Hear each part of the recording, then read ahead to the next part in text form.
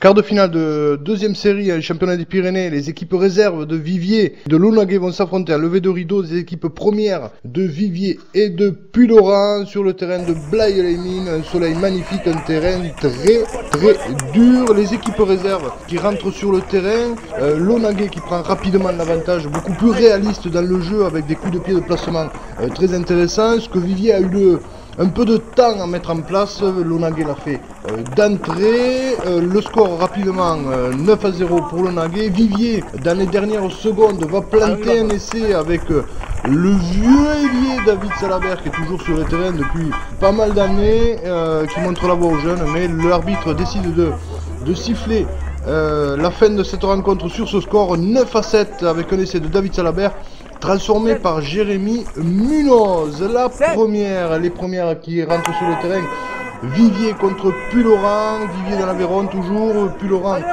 dans le 81.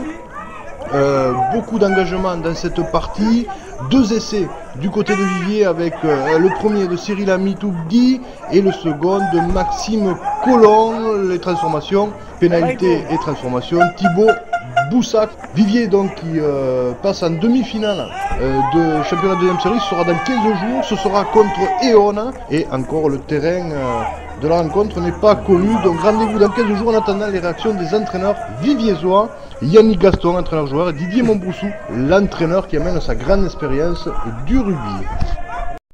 Pour Club 15, Yannick Gaston, entraîneur-joueur ou joueur-entraîneur de cette équipe de Viviers qui vient de passer les quarts de finale, 2 équipes engagées pour les couleurs de Viviers.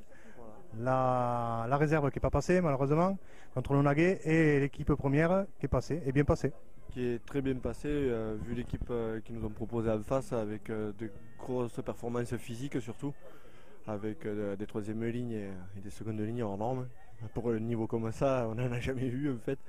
Mais bon, après à côté de ça, nous on a su répondre par notre jeu et quelques bons plaquages pour bien répondre sur leur force physique. Ils étaient un peu au-delà du jeu autour des molles. Vous n'avez pas trop joué autour des molles, sauf une fois sur un essai qui est magnifique. Pourquoi ne pas avoir insisté au cœur là?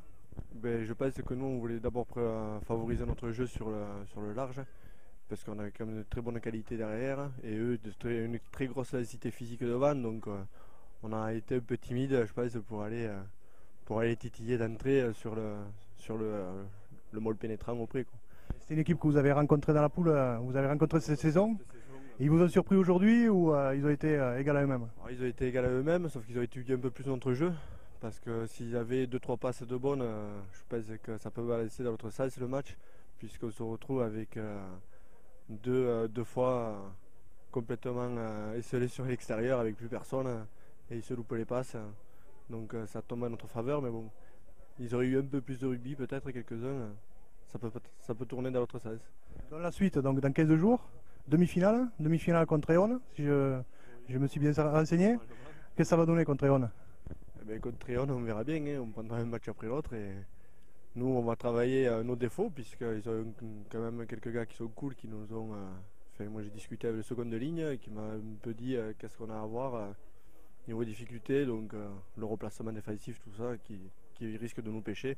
Mais après je pense qu'une fois qu'on aura ça, on devrait être pas trop mal pour le reste des phases finales. C'est vrai que je pense que ce qu'il faut travailler, c'est le replacement et moins se consommer peut-être dans les molles. Le molle c'est un aimant. Je pense que c'est un travail qu'il faut faire rapidement, parce que en fin de match, dès qu'on perd un peu de lucidité, on a tendance vraiment à aller vers ce molle, alors qu'il n'y a pas besoin. Quand un ballon est au sol, ça sert à rien d'aller s'agglutiner comme des abeilles autour d'une ruche. Bonne chance pour la suite et merci.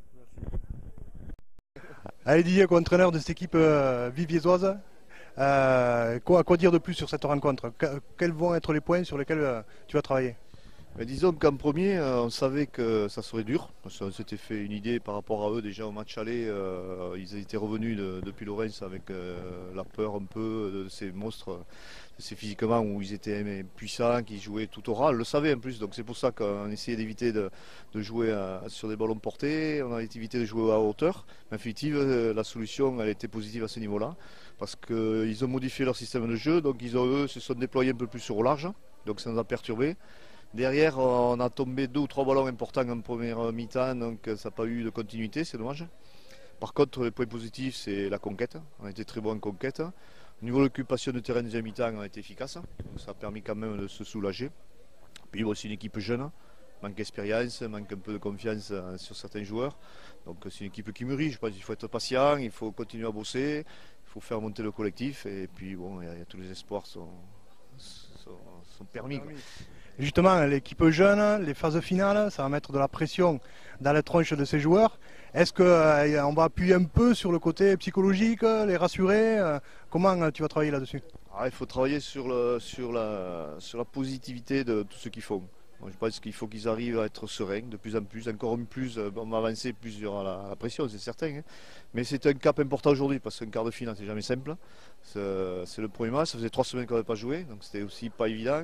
Les conditions climatiques, c'est vrai qu'il fait très chaud, c'est difficile, mais on l'a passé ce cap. Maintenant, c'est du bonus, hein. Maintenant il faut continuer. Et moi je suis persuadé, je suis intimement sûr qu'on peut aller le plus loin possible. Moi, on a les moyens, on se met rarement en danger. C'est vrai que même sur le match aujourd'hui, bon, ça n'a pas été facile, mais ils n'ont jamais été très dangereux. Quoi. À part laisser comprendre qu'on est mal replacé, mais c'est un coup sur tout le match. Ça part après sur le reste du temps. On défend bien, on est présent, donc je pense que j'ai de bon espoir. Merci, bonne chance pour la suite. Merci.